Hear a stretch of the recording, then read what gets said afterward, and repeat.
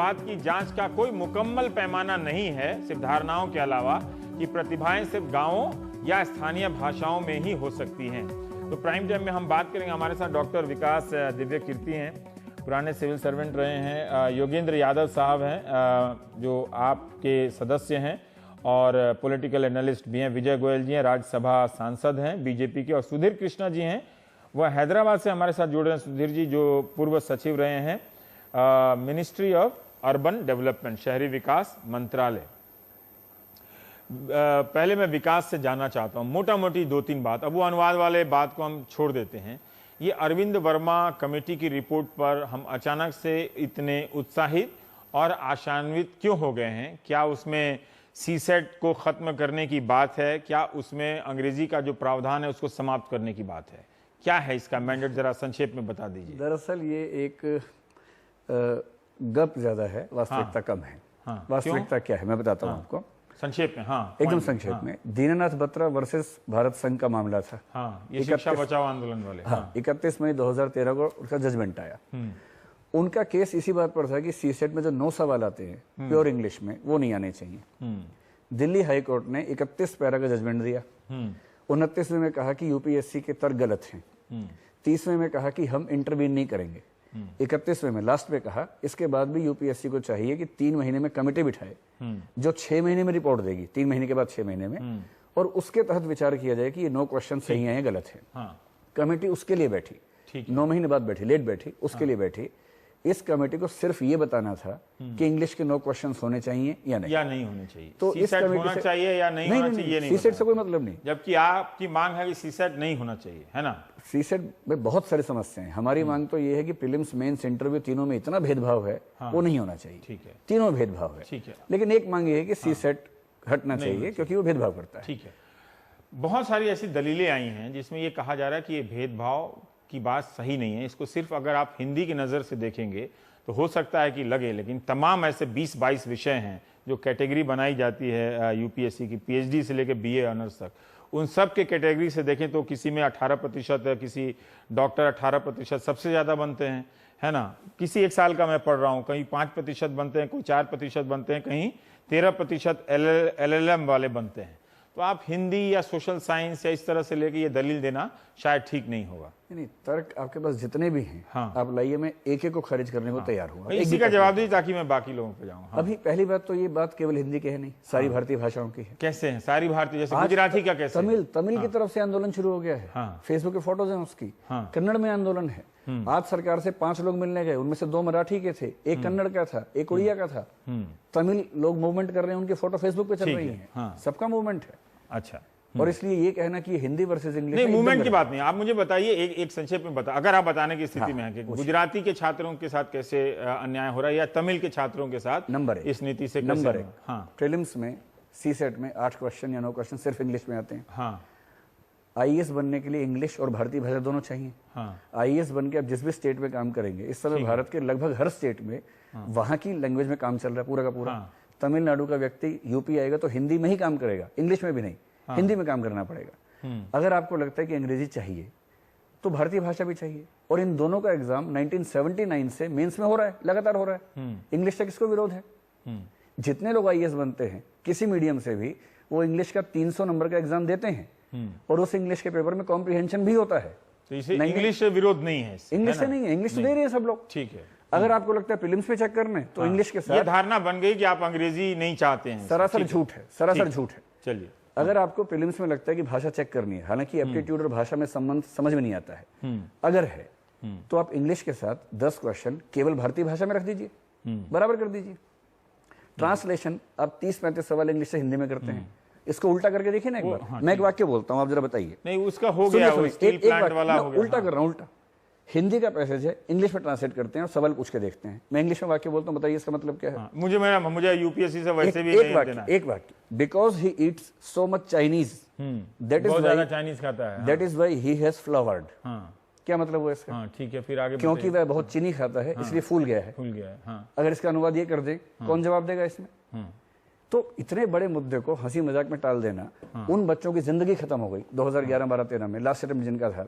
Translation गलत हुआ, question गलत हुए, बाहर निकल गए, कोई रिलीफ नहीं, कंपनसेशन नहीं। क्यों? तो ये तो मुझे आप अब बाकी और मेहमानों के पास जाना है, ठोस बता दें कि आप क्या चाहते हैं। सी सेट में जो सवाल पूछे जा रहे हैं वो बदलाव। नंबर 1, सी सेट में सिर्फ इंग्लिश के क्वेश्चन हटने चाहिए। हाँ। नंबर 2, कॉम्प्रिहेंशन या तो रिवर्स हो या पूरी तरह से हटे। हाँ। नंबर 3, मैथ्स और रीजनिंग के सवाल सही अनुपात में हो, किसी तकनीकी पृष्ठभूमि को विशेष फायदा ना मिले, रहें, अनुपात ठीक हो। नंबर 4, मेंस की आंसर शीट्स केवल इंग्लिश में होती है। ये कहा जा रहा है कि आप लोग दुनिया के पहले परीक्षार्थी जो तय कर रहे हैं कि इम्तिहान कैसे लिया, तय नहीं कर रहे, मांग कर रहे हैं। ऐसी मांग हर जगह होती है, केवल मांग कर रहे हैं। कोई आईआईटी वाला, आईएम वाला नहीं ऐसा। आईआईटी में कुछ साल पहले हिंदी मीडियम की बात हुई थी, मांग हुई थी, इसमें क्या दिक्कत? मांग हुई थी। आईआईटी का ट्रेंड चेंज हुआ 4 साल पहले, हुआ ये चेंज, उसमें क्या समस्या है? चौथी बात, मुख्य परीक्षा में मॉडल आंसर केवल इंग्लिश में क्यों बनते हैं, जबकि लिखते सब भाषाओं में लोग हैं? 5वीं बात, इंटरव्यू में इस बात से तो मैं सहमत हूं आपकी बात से कि जो कॉपी चेक किया जाता है उसके लिए मॉडल आंसर सभी भाषाओं में बनने चाहिए। आपको सबसे सहमत होना पड़ेगा। आप आर्गुमेंट कीजिए मेरे साथ। ठीक है। नंबर 5, इंटरव्यू में सारी भाषाओं के एवरेज स्कोर निकलवा के देख लीजिए, कम से कम 25 नंबर का अंतर आएगा इंग्लिश और बाकी भाषाओं में। क्यों है? हर चीज पे कमेटी बिठाते हैं, इस पे कमेटी क्यों नहीं बिठाई? ठीक है, ठीक है। एक मोटा मोटी अंतर विजय गोयल साहब इन्होंने बता दिया है। आप कई दिनों से कह रहे हैं, आज आपकी पार्टी में भी पार्टी के दफ्तर पे राम माधव और कई नेताओं ने छात्रों से और जितेंद्र सिंह से मुलाकात की है।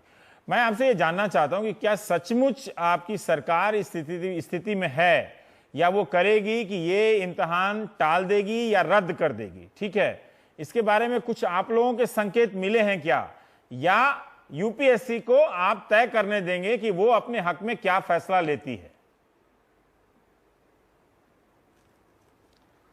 देखिए रविश, पहली बात यह है कि कुछ चीजों के उत्तर तो मैं सीधे नहीं दे पाऊंगा क्योंकि अभी सरकार को उस पर फैसला लेना बाकी है जी।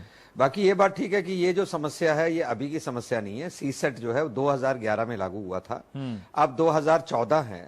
इन 3-4 सालों के अंदर मुझे नहीं ध्यान है कि कोई आंदोलन हुआ था क्या, मुझे नहीं मालूम सरकार के सामने क्या समस्या आई थी, पर पहली समस्या ये तब उठी जब दीनानाथ बत्रा जी वर्सेस अदर्स का जो केस हुआ था उसके अंदर ये सबसे पहले हुई।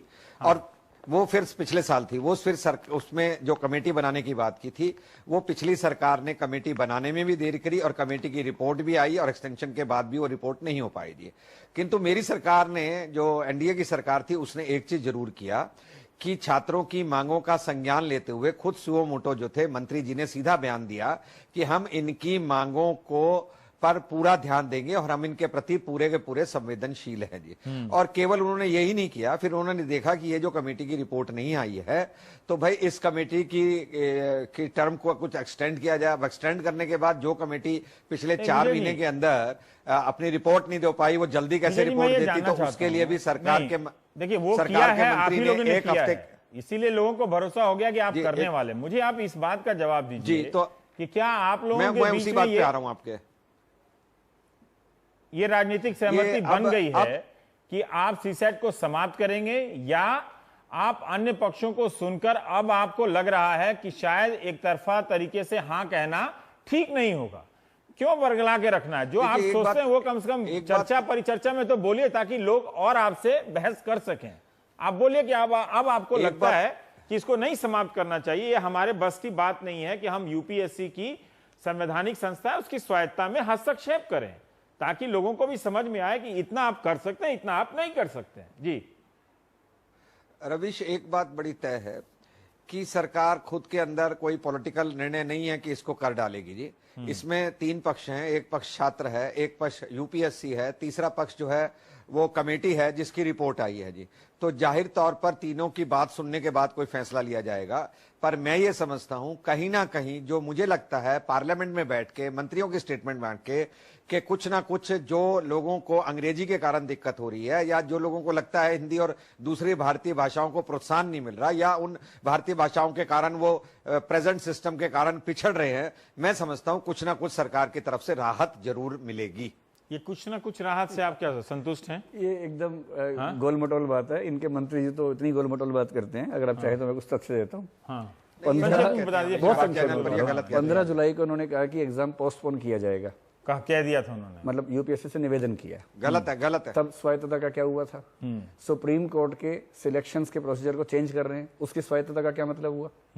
फिर 16 जुलाई को वो कह रहे हैं कि हम भाषा के आधार पर भेदभाव सहन नहीं करेंगे। 24 जुलाई को अतारांकित प्रश्न संख्या 1760 राज्यसभा, डॉक्टर प्रदीप बालमूचू का प्रश्न था क्या यूपीएससी भाषाई भेदभाव करती है? उसका उत्तर क्या देने? नहीं करती है। 25 जुलाई को, 24 जुलाई को ये जवाब दिया। अरे बाप रे, 24 इतना रिसर्च करके आए हैं? पूरा है, डॉक्यूमेंट्स हैं। एक पॉइंट और बोल लीजिए। ठीक, 24 एक सेकंड, 24 को ही एडमिट कार्ड जारी हुए, उस दिन बच्चों की पिटाई हुई।